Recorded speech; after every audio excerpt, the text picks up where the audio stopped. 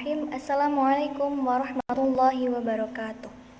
Berbicara tentang gender tentunya sudah tidak asing lagi di telinga masyarakat, terutama di kalangan para mahasiswa ataupun siswa dan siswi. Nah, menurut Ridgway, gender memiliki banyak sekali dalam kehidupan manusia. Tapi yang menjadi paling berpengaruh adalah gender menjadi posisi ataupun pondasi ketidaksetaraan antar personal. Menurut saya, kesetaraan gender itu bukan berarti menyamaratakan beban antara perempuan dan laki-laki, tetapi memberikan peluang yang sama antara perempuan dan laki-laki. Makna kesetaraan gender itu sangat luas dan tidak sempit. Seperti laki-laki itu tidak harus menjadi perempuan dan perempuan juga tidak harus menjadi laki-laki. Kesemuanya itu antara perempuan dan laki-laki memiliki ranahnya masing-masing, memiliki perannya masing-masing dan memiliki tempatnya masing-masing. Jadi, di dalam kesetaraan gender ini bukan berarti memaksakan peran ataupun hak dari perempuan ataupun laki-laki. Apabila kita memaksakan perempuan harus menjadi laki-laki dan laki-laki harus menjadi perempuan, maka itu bukan kesetaraan gender. Yang dimaksud kesetaraan gender itu lebih kepada menyamakan atau mensetarakan kedudukan agar antara perempuan dan laki-laki ini tidak saling meninggikan. Jadi antara perempuan dan laki-laki ini sama derajatnya. Perempuan sama, laki-laki pun sama. Tidak ada yang lebih rendah antara laki-laki maupun perempuan. Perempuan dan laki-laki memang berbeda, namun sejatinya memiliki kedudukan yang sama ataupun sejajar. Masing-masing diberi peran yang berbeda dan memiliki ranahnya yang berbeda. Kalaupun akan diberbedakan, maka di situ dari kadar bebannya. Misalkan perempuan ingin bekerja di suatu perusahaan.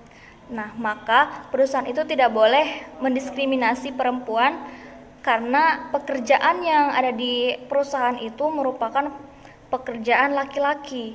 Nah, itu sama dengan tidak menyetarakan gender. Jadi yang dimaksud dengan menyetarakan gender yaitu sama, jadi mengikuti keinginan masing-masing antara perempuan laki-laki. Apabila perempuan ingin bekerja di suatu perusahaan, maka tidak ada salahnya untuk menerimanya itu dengan beberapa pertimbangan, tapi selain masalah gender. Nah, jadi yang dimaksud dengan kesetaraan gender di sini tidak membeda-bedakan antara kemampuan. Jadi lebih membebaskan kepada keinginan dari perempuan maupun laki-laki, tetapi tidak merubah hakikat dari seorang perempuan dan seorang laki-laki. Menurut Budiman Arif, pembagian kerja secara seksual menempatkan perempuan berada pada sektor domestik atau sekitaran rumah tangga dengan tugas utamanya yaitu mengasuh anak dan mengurusi suami, sedangkan suami ada pada di sektor publik yang seharusnya mencari nafkah, seperti itu. Tetapi tidak ada salah pada kesetaraan gender ini apabila perempuan ingin berkarir ataupun perempuan ingin membantu mencari nafkah suami kepada saling membantu, maka tidak ada salahnya juga. Nah, begitupun suami apabila ingin mengerjakan ataupun ingin membantu pekerjaan dari istrinya, maka tidak ada salahnya juga, karena itu tidak saling mendiskriminasi tapi malah saling menopang. Jadi kayak gitu. Terus apabila dipaksakan antara perempuan dan laki-laki kepada bukan yang tempatnya, maka itu bukan masalah gender ya, itu lebih ke diskriminasi. Karena pada hakikatnya perempuan dan laki-laki itu saling melengkapi, tidak saling mendiskriminasi. Mungkin selanjutnya mengenai tentang teori yang ada pada gender. Oke, berlanjut kepada teori yang pertama, yaitu teori struktural fungsional, di mana pada teori ini cocok apabila dibawa ke kaum modern itu juga masih relevan. Terus pada teori struktural fungsional ini mengakui keberagaman gitu antara laki-laki dan perempuan. Tapi pada teori ini itu dibagi kerja antara laki-laki dan perempuan. Yang pertama, perempuan itu bekerja isyaratnya itu bahwa laki-laki sebagai pemburu dan perempuan sebagai peramu. Jadi pada hakikatnya laki-laki itu bekerja di luar dan perempuan itu ada di dalamnya. Apabila sudah mendapat buruan, lalu yang meramunya itu ya perempuan gitu. Jadi teori ini lebih kepada bahwa perempuan memang seharusnya berada di rumah saja kayak gitu. Mungkin seperti itu. Terus selanjutnya teori yang kedua yaitu teori sosial konflik. Nah, pada teori ini tidak terlalu memikirkan pada hal-hal lain ataupun hal yang memang seharusnya tidak dibuat konflik, tapi memang di sini hal yang mendasar yang paling berpengaruh yaitu teori konflik yang memang tentang perekonomian, di mana masalah ekonomi ini sangat penting pada teori konflik ini, teori sosial konflik, di mana laki-laki dan perempuan itu harus bekerja sama sehingga tercukupinya ekonomi perekonomian dari perempuan maupun laki-laki. Jadi pada teori ini tuh tidak saling mendiskriminasi, tapi saling bekerja sama agar mendapatkan hasil yang memang sama gitu. Mungkin itu dari teori 2. Selanjutnya yaitu teori ketiga yaitu teori feminisme liberal, di mana teori feminisme liberal ini berasumsi bahwa perempuan dan laki-laki itu tidak memiliki perbedaan. Jadi antara perempuan dan laki-laki itu memiliki sama gitu dua-duanya, baik dari kepemimpinan, baik dari hak, kewajiban dan sebagainya. Pada teori ini itu berasumsi bahwa memang semuanya itu sama antara perempuan dan laki-laki. Tetapi teori ini tuh menolak bahwa perempuan itu tidak bisa apa-apa. Bahkan teori ini berasumsi bahwa perempuan itu lebih bisa dibandingkan laki-laki dan sektornya perempuan itu lebih luas, lebih ke publik sosial kayak gitu. Nah, selanjutnya yaitu teori keempat, yaitu teori feminisme marxis sosial.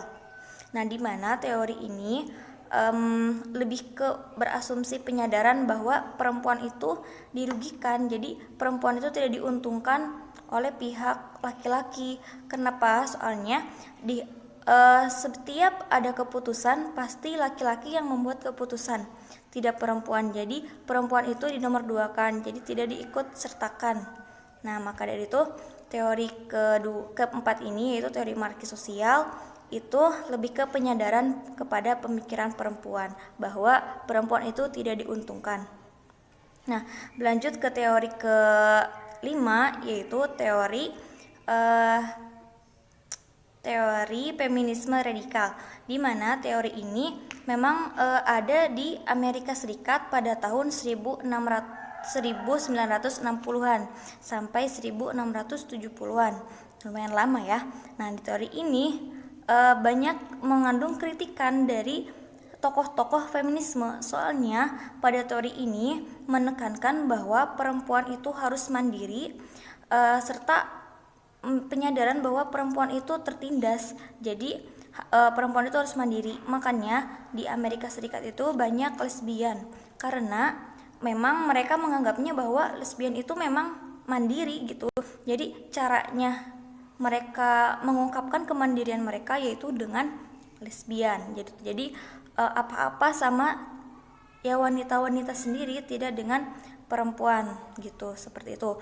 Nah, di teori kelima ini, teori feminisme radikal ini dibawakan oleh Elsa Gidlow atau Marka Selly.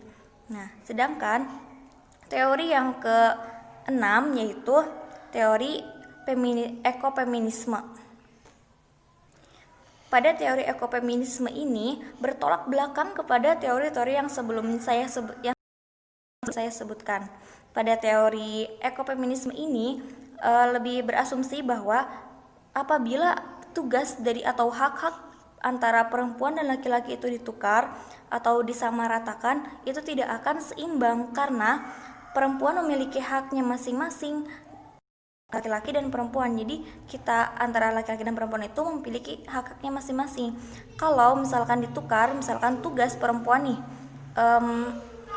mengurus anakan, nah apabila ditukar kepada laki-laki, maka hal itu tidak akan seimbang, jadi pekerjaannya juga akan lebih lambat. Begitupun sebaliknya. Jadi teori ini tuh lebih ke berasumsi bahwa perempuan dan laki-laki itu harus pada kadarnya, baik dari hak kewajiban pun harus itu. Nah, teori ini dikembangkan oleh Ratna Megawangi. Nah, dan yang selanjutnya yaitu teori terakhir, yaitu teori psikoanalisa, di mana teori ini dibawakan oleh Sigmund Freud yang berasumsi atau mengeluarkan teori bahwa kepribadian seseorang itu ditentukan dari 3 struktur. Yang pertama id, yang kedua ego, dan yang ketiga super ego. Nah, di sini peran id itu jadi kayak sebagai sifat yang lahiriah. Nah, dimana di situ ada energi untuk keinginan untuk mengungkapkan sifatnya itu, dan yang perannya si ego ini untuk mengatur si id, gimana agar keinginan menjadi sifat lahiriah itu tidak terbawa, jadi diatur tuh, jadi baik buruknya itu diatur. Dan yang ketiga itu super ego, di mana super ego itu untuk mengatur si yang ego tadi. Jadi ada 3 tahapan, id, ego, dan super ego kalau misalkan dari teori psikoanalisa ini. Jadi memang harus ada urutan-urutan yang mengatur dari tingkat ke tingkat seperti itu. Mungkin cukup sekian.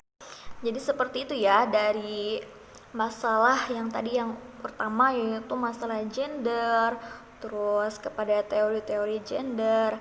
Nah, kita ambil kesimpulannya bahwa memang apabila kita berkecimpung dalam sesuatu hal, tentunya pasti akan ada saja perbedaan.